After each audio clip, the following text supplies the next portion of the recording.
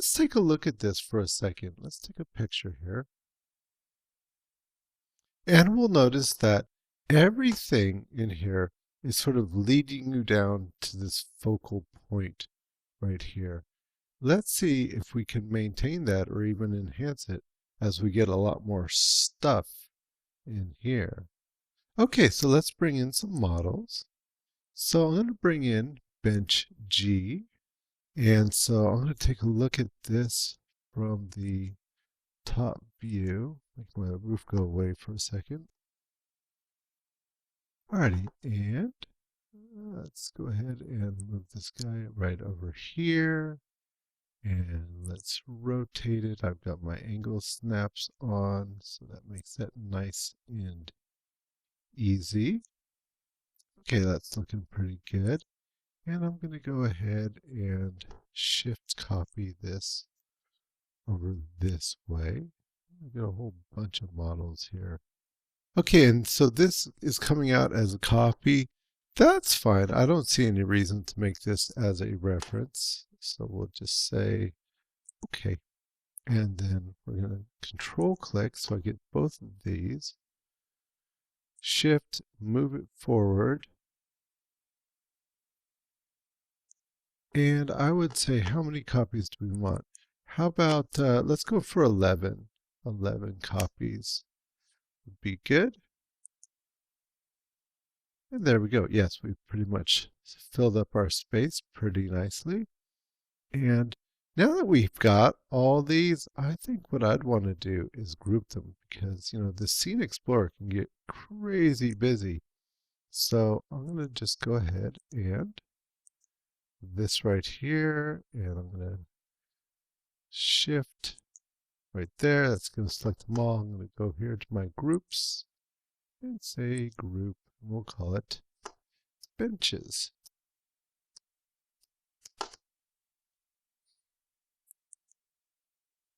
All right, and so that way we can just close that up. And you know what else? I've got like a ton of Omni lights, and they can be grouped as well. So those are my wall lights. All right, all good. Now I think we need something up front. Let's do something from these non-colored models, because once again, I don't want you to be afraid of these because there's just, well, so many more of them. About furniture and tables. Ooh, this one looks like it would work pretty well. Okay, so I'm just going to bring this down here. And there it is. Okay, let's zoom out a little bit here. All right, and we'll go to the top again. But I always bring things in perspective. I find that works a lot better. So even though it'd be convenient just to stay in my top, yeah, perspective is where it's at. Yeah, okay. Oh, look, here's a candelabra that is actually one that goes on the floor. That might be really good. So candle H, we'll bring one of those in. And maybe something to put onto the table as well.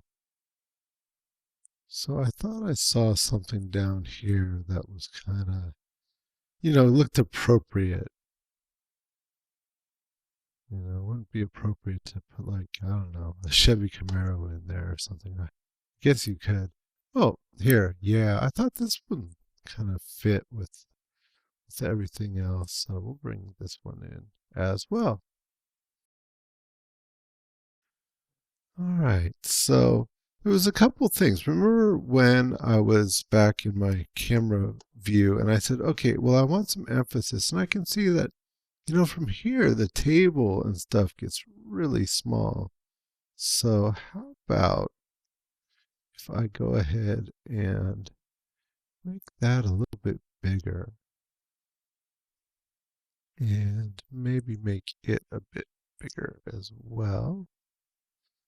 So let's put some materials on these guys because they didn't come with them. Let's do the table first. One of the nice things about this is that we can go down here and we can find it, right? So there's the table. So we just have a standard material, not much to it. Maybe this wood might look really good. We'll go with this, why not? Kind of matches this whole medieval thing. All right, so we got that. And so, okay, how's it looking? Well, first off, we can see that the boards, I think, are going not exactly in the direction that I would like. So I think I want the boards going the other way. That's easy enough to do. I can just go in here and in my material, I'm going to, in the picture of the material, I'm going to make this, change this around. Okay, 90 degrees. 90. Okay, so that's looking pretty good. It's a little bit weird how it seems like the pattern's repeating. So less than 1. Okay. And how's the rest of the table look? You know, for what we're doing, it's okay. I mean, it's doing some funky things on the legs, but that might be a happy accident. It just makes it look like it has more detail in it than what it really does. Let's take a look at the vase here. Back to my material editor and the vase. There it is. And move that over here. And so, okay, it's got a multi-sub and it says vase. That's very nice. But it's all gray. I can't tell what's what. So if I go like this, and in my diffuse color, if I just start messing with it, I'll see which parts are which. I can see that the metal around it, the base, is one. And then the bowl seems to be another. Well, that's pretty logical. So let's make the metal kind of a gold color. A little bit of yellow, more towards the red. Okay, a little bit more towards the white. And there you go. That's a decent enough gold. And you see that picture is great. You can just make anything. Let's give it a little bit of shine with that. Okay. And you know, in here, this is like how the shine works. And maybe I want it to be not just absolutely white. Maybe I want it to match this gold a little bit better. So, you know, I've got this color picker right up here. Do that. But I do want it to have a little bit of shine to it. Just didn't want it to be pure white. There.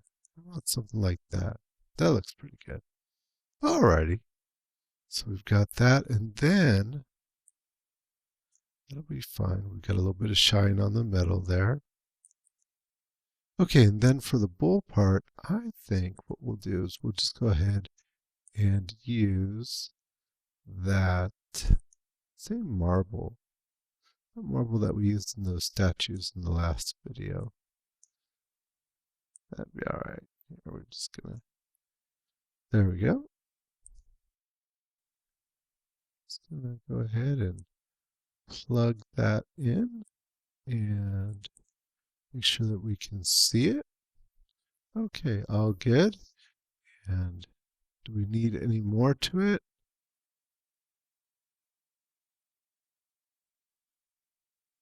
All right, that doesn't look like it's showing up in the render yet. So let's go ahead and let's add a UVW map to this.